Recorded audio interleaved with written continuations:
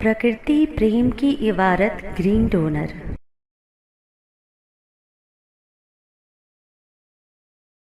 Divine phone line मासूम सवाल।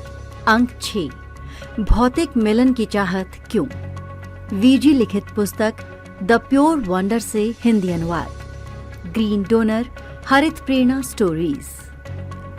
The pure wonder पुस्तक का हिंदी अनुवाद वीरजी द्वारा रचित अद्वितीय विचारों को सरल और भावपूर्ण शैली में प्रस्तुत करने का एक प्रयास है। कहानी शुरू करने से पहले आइए इस श्रृंखला की पृष्ठभूमि को संक्षेप में समझ लें। इस पूरी कहानी को सही से समझने के लिए आरंभ के एपिसोड देखना बेहद जरूरी है। फिर भी थोड़ी सी झलक तो यहाँ मिल ही जाएगी। ये एक मासूम बालक की कहानी है जो अपनी शालेय शिक्षा में लगा हुआ है। उसकी मासूमियत और गहन जिज्ञासा उसे उन प्रश्नों की ओर ले जाती है जो हम सभी के मन में कभी न कभी आते हैं, लेकिन जिनका उत्तर ढूंढना आसान नहीं होता।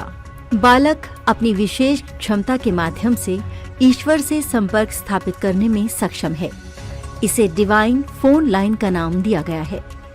ये फोन लाइन न केवल सवालों के जवाब देती है, बल्कि जीवन के गहरे रहस्यों को उजागर करती है, जिन्हें आध्यात्म, धर्म, आदिशक्ति और माँ प्रकृति से जुड़ाव महसूस होता है या इस जुड़ाव को और गहरा करना चाहते हैं। उनके लिए द प्योर वंडर पुस्तक एक अनमोल साथी सिद्ध हो सकती है। ये पुस्तक मानवीय जिज्ञासा, मासूमियत और दिव्यता का अद्भुत संगम है। अब कहानी आरंभ करते हैं। भले मैं हरितवीर कविता इस कहानी का वाचन करे, पढ़े या आप पढ़ें, जब ये पुस्तक आपके हाथ में होगी, असल भाव, असल प्रेरणा उनकी ही रहती है। मेरे वीरजी साहिब को नमन कर पढ़ रही हूँ।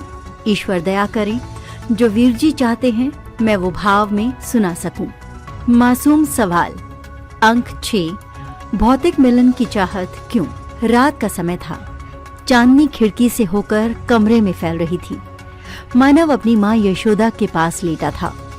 माँ ने उसे कहानी सुनाई, जिसमें किसी ऋषि ने वर्षों तपस्या करके ईश्वर के दर्शन किए। कहानी खत्म होते ही मानव ने माँ से पूछा, माँ, ईश्वर से मिलने के लिए हमेशा तपस्या क्यों करनी पड़ती है? क्या वो हमें वैसे नहीं मिल सकते? यशोदा ने उसे समझाते हुए कहा, बेटा, ईश्वर को पाने के लिए हमें अपने मन और आत्मा को शुद्ध करना होता है। तपस्या इसी का एक माध्यम है। लेकिन मानव के मन में सवाल शांत नहीं हुआ। वो खिड़की से बाहर देखते हुए सोचने लगा, अगर ईश्वर हर जगह हैं, तो हमें उन्हें ढूंढने की जरूरत क्यों पड़ती है? और जब हम उन्हें पाना चाहते हैं, तो हमारी चाहत भौतिक क्यों हो जाती है? उसने अपनी आंखें बंद की और ईश्वर को पुकारा। ईश्वर से बातचीत। मानव, हे ईश्वर, क्या आप सुन रहे हैं? एक धीमी शांत आवाज उसके मन में गूंजी। ईश्वर, हाँ मेरे बच्चे, मैं हमेशा सुनता हूँ। आज क्या पूछना है? मानव, प्रभु, हम सभी आपको बहुत प्यार करते हैं, लेकिन जब हम आपको पाना चाहते हैं, तो हमारी चाहत भौतिक क्यों हो जाती है? हमें पता है कि आप हमारे दिल में मिलते हैं, फिर भी हम आपको बाहरी रूप में क्यों खोजते हैं? ईश्वर का उत्तर। ईश्वर, मानव, ये बहुत सुंदर और गहरा सवाल है। इंसान की यात्रा बाहर से भीतर की ओर होती है। शुरू में उसे लगता है कि उसकी खुशी बाहरी चीजों में छिपी है, मंदिरों में, मूर्तियों में, पूजा और अनुष्ठानों में। ये यात्रा इसलिए होती है क्योंकि इंसान की इंद्रियां बाहरी दुनिया से जुड़ी होती हैं। इसलिए जैसे जैसे वो अपनी तड़प और चाहत को समझता है, उसे एहसास होता है कि असली खुशी और सच्चा ईश्वर उसके अपने दिल की गहराई में है।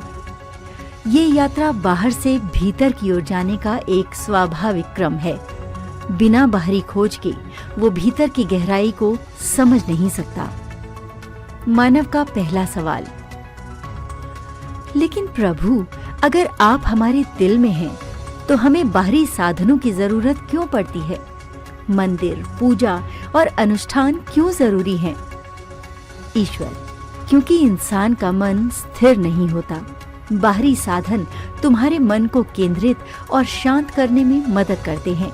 जब मन स्थिर होगा तभी तुम भीतर की यात्रा कर पाओगे। मंदिर, पूजा और अनुष्ठान केवल साधन हैं, मंजिल नहीं। मंजिल तो मैं हूँ जो तुम्हारे भीतर हूँ। मानव का दूसरा सवाल, जब हम आपके लिए तड़पते हैं तो आप शांत और आनंदित क्यों रहते हैं? क्या हमारी तड़प आपको महसूस नहीं होती? ईश्वर, मानव, मेरी शांति और आनंद तुम्हारी तड़प का उत्तर है। तुम्हारी हर भावना, हर पुकार मुझ तक पहुंचती है, लेकिन मैं तुम्हारे हर अनुभव में तुम्हारे साथ हूँ। तुम्हें ये एहसास नहीं होता क्योंकि तुम मुझे बाहर खोज रहे हो। जब तुम ये समझोगे कि मैं हर पल तुम्हारे साथ हूँ, तब तुम्हारी तड़प भी आनंद में बदल जाएगी। मेरी शांति तुम्हारे भीतर की शांति को जगाने के लिए है। मानव का तीसरा सवाल, तो प्रभु, क्या हमारी तड़प गलत है? क्या हमें ये भी नहीं करनी चाहिए? ईश्वर, नहीं मानव, तुम्हारी तड़प गलत नहीं है। ये तुम्हें मेरी ओर ले जाने वाला मार्ग है। जब तुम मुझसे मिलने के लिए तड़पते हो तो तुम्हारा मन और आत्मा शुद्ध होती है। ये तड़प तुम्हारे भीतर की यात्रा को शुरू करने का माध्यम है, लेकिन इसे समझने और स्वीकार करने की जरूरत है। जब तुम इसे गहराई से समझोगे तो ये तुम्हें भीतर से पूर्ण बनाएगी। मानव की समझ। मानव ने गहरी सांस ली और कहा, तो प्रभु, हमें अपनी तड़प को स्वीकार करना चाहिए और उसे बाहरी से आंतरिक यात्रा में बदल देना चाहिए।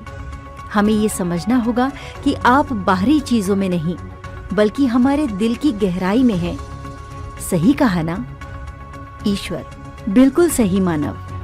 तुम्हारी हर भावना तुम्हें मेरी ओर ले जाती है। तुम्हें बस ये समझना है कि मेरी उपस्थिति बाहरी नहीं बल्कि आंतरिक है। जब ये समझोगे तो तुम्हारा प्रेम भी शुद्ध और अडिग हो जाएगा। अंक की सीख। ईश्वर की खोज बाहरी नहीं बल्कि आंतरिक यात्रा है। बाहरी साधन मन को स्थिर और केंद्रित करने के लिए हैं, लेकिन ईश्वर भीतर मिलते हैं। हमारी तड़प और चाहत ईश्वर की ओर ले जाने वाला मार्ग का हिस्सा है। सच्चा आनंद तब आता है जब ईश्वर को अपने दिल में महसूस करते हैं। उस रात मानव को अपने मासूम सवालों का एक और गहरा जवाब मिला। उसने अपनी आंखें खोलीं और अपनी माँ से कहा, माँ, मुझे समझ आ गया कि ईश्वर को दिल में महसूस करना सबसे बड़ी पूजा है। अगली बार जब मैं ईश्वर से बात करूंगा तो उन्हें धन्यवाद दूंगा कि वो हमेशा मेरे साथ हैं। उसके सवालों का ये सिलसिला अभी खत्म नहीं हुआ था। अगले सवाल के साथ उसकी मासूम यात्रा जारी रही। अगले अंक में पुनः मिलेंगे। आइए प्रेरणा संदेश को अपने जीवन में अपनाएं और दूसरों को भी प्रेरित करें। माँ प्रकृति की सेवा में रत ग्रीन डोनर अभियान से जुड़ने के लिए बस एक सेल्फी किसी पौधे या पेड़ के साथ लें और हमें व्हाट्सएप करें 9826220022 पर। मेरे वीर जी साहिब को कोटि कोटि प्रणाम। हर दिन हरियाली, हर दिन हरित प्रेरणा।